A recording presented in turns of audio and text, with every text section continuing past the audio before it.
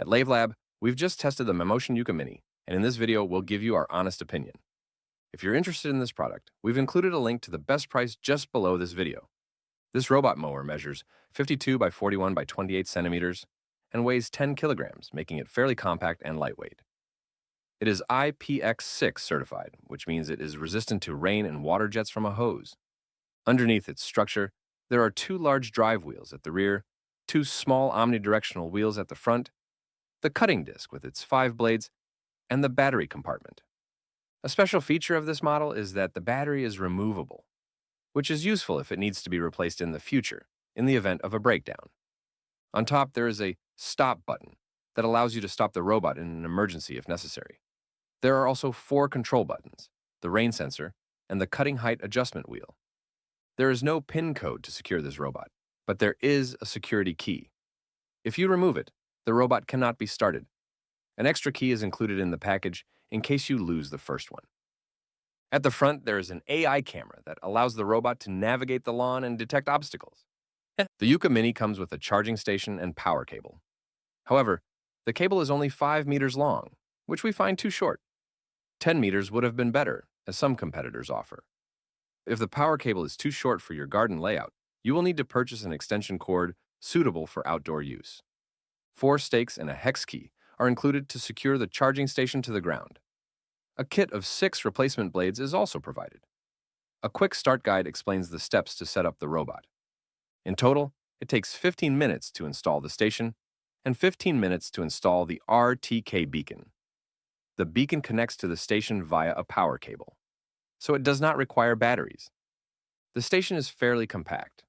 Like the robot and the RTK beacon, it has an IPX6 rating, which means it can withstand rain. An LED indicator also shows whether charging is proceeding correctly.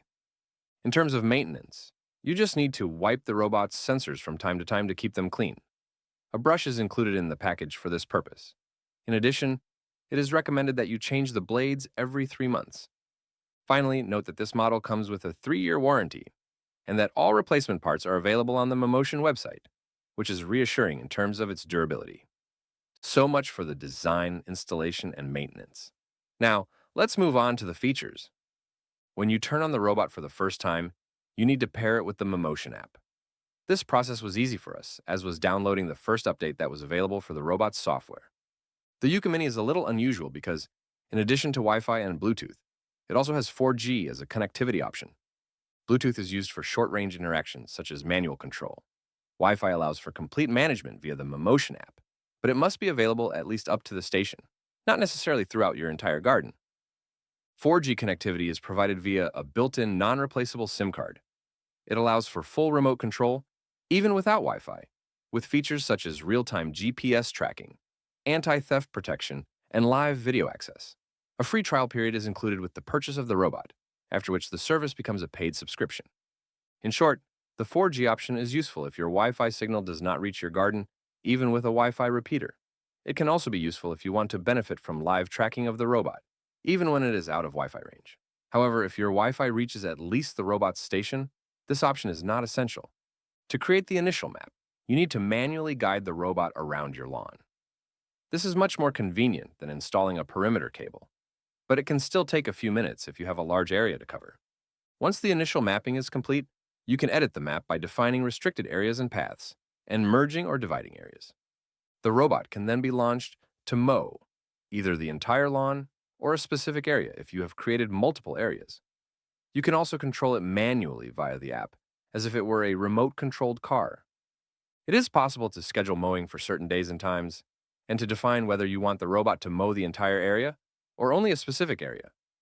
Unfortunately, this model is not able to store more than one garden in its memory at a time. For example, if you have a front and back garden with no access between them, you will need to create 2 separate maps. In the app, we were able to set our mowing preferences or leave the default settings. The mowing speed is not adjustable, but you can choose the trajectory, zigzag, or grid, the mowing direction, for example, east to west, and double mowing of the lawn edge. The mowing height can be adjusted between 2 and 6 centimeters using a dial on the robot. Obstacle recognition can be set to standard or sensitive. It can also be disabled altogether. While mowing, you can track the robot live on the app and even see through its camera. if it is connected to Wi-Fi. If there are areas of the garden where the robot cannot pick up Wi-Fi, it can still navigate, but you will temporarily be unable to track it live in the app unless you have activated the 4G subscription. Other features include a log of tasks performed, deactivation of mowing when it rains, and sharing of robot management with another family member. This model is also compatible with Google Home and Alexa. When activated, the rain protection worked well, as the robot returned to its station when we sprayed water on it. However, we were never able to trigger the alarm by removing the robot from its area. We don't know if this is a defect with our product or if a software update could fix the problem. Enough theory. Let's get down to business with our performance tests. During our tests, we were impressed by the robot's ultra-methodical navigation. When we started it up, it first positioned itself in a corner of the garden, then zigzagged across the entire interior area. It then went around the edges twice to mow them thoroughly. To evaluate its cutting performance, we carried out 2 tests. A first cut up to 6 centimeters, which is the robot's maximum height, then a second cut up to 2 centimeters, which is the minimum height. In both cases, we were very satisfied with the result. The robot's 5 blades, rather than the usual 3, and its ultra-methodical navigation clearly contribute to its good cutting performance. In terms of speed, during our 2 tests on a 20 square meter surface, the first cut took 24 minutes, and the second 26 minutes. The robot therefore has a speed of around 1 square meter per minute, which is similar to other competitors. We also tested obstacle avoidance by placing objects of different sizes on our lawn. The robot was set to the default sensitivity level. We were pleasantly surprised to find that the robot detected and avoided absolutely all the obstacles we put in its path. Barbecue, stuffed rabbit, human foot, bucket, ball, and shovel.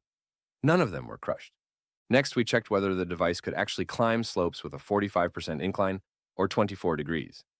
It did indeed manage this, and we would like to point out that its compact design and large wheels give it one of the best maneuverability ratings of all the models we have tested so far. In our terrain configuration, we have 2 mowing areas. A main area of 20 square meters, which is flat and straightforward, and a second, more complex area with various vegetable beds.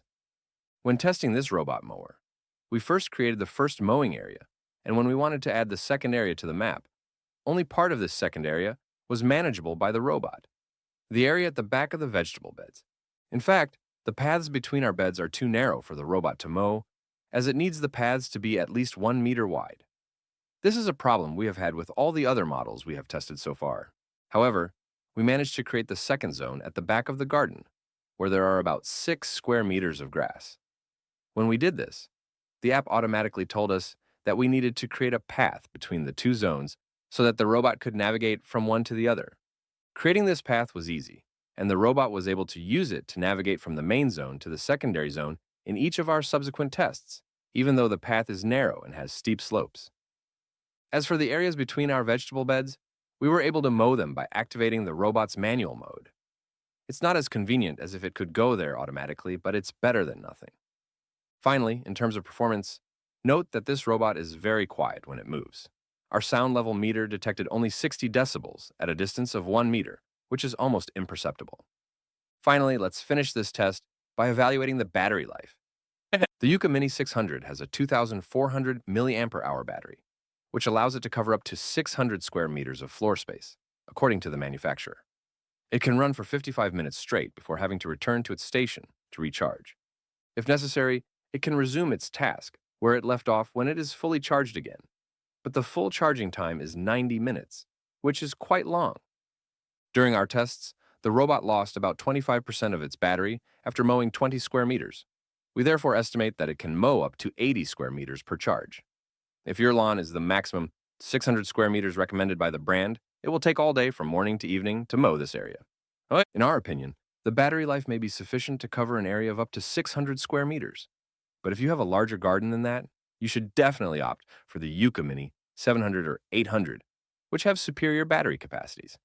And that's it for our test results.